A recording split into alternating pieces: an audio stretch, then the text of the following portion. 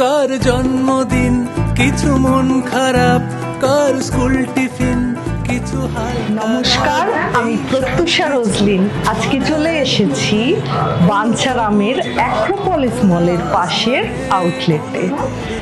সামনেই পয়লা বৈশাখ আসছে। বাঙালি মানেই কিন্তু উৎসব, আর উৎসব মানেই মিষ্টি, আর মিষ্টি মানেই বাঞ্ছারাম। জানেন তো, আমাদের বাড়ির একটা ঐতিহ্য আছে। আমরা নতুন বছরে আত্মীয় স্বজন, বন্ধু বান্ধব, গুরুজনদের আমরা কি করি, মিষ্টি বিতরণ করি। আর তার জন্যই কিন্তু আমি এখানে এসেছি আমার মিষ্টির অর্ডার দিতে। আর বাঞ্ছারাম মানেই না একটা কি ইমোশনাল সেন্টিমেন্ট কাজ করে, একটা নস্টালজিয়া কাজ করে। কারণ হচ্ছে আমরা বড় হয়েছি এই বাঞ্ছারামেরই আবার খাবো খেয়ে, যেটার মানে যেটা খাওয়াটাই ইমোশন কিন্তু বাঙালিদের।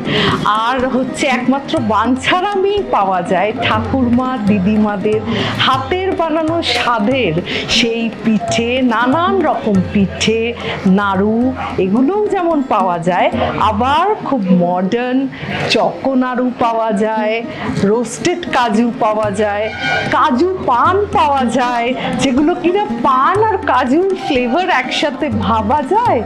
তো চলুন দেখা যাক আমি এই উৎসবের জন্য কি কি মিষ্টি কিনতে পারি।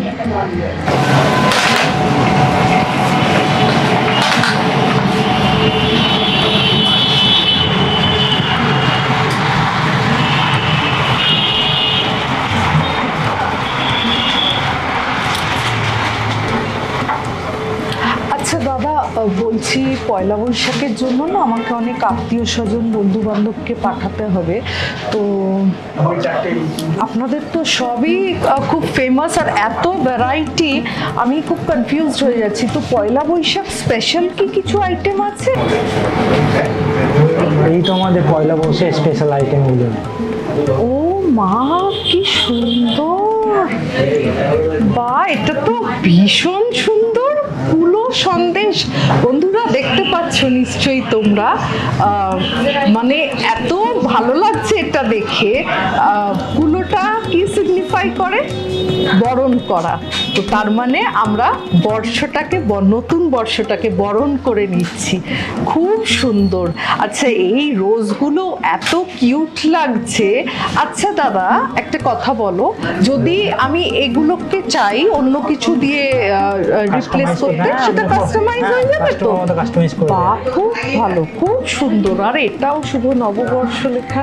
এগুলোই কি তোমাদের এইবার পয়লা বৈশাখের স্পেশাল, তাই তো?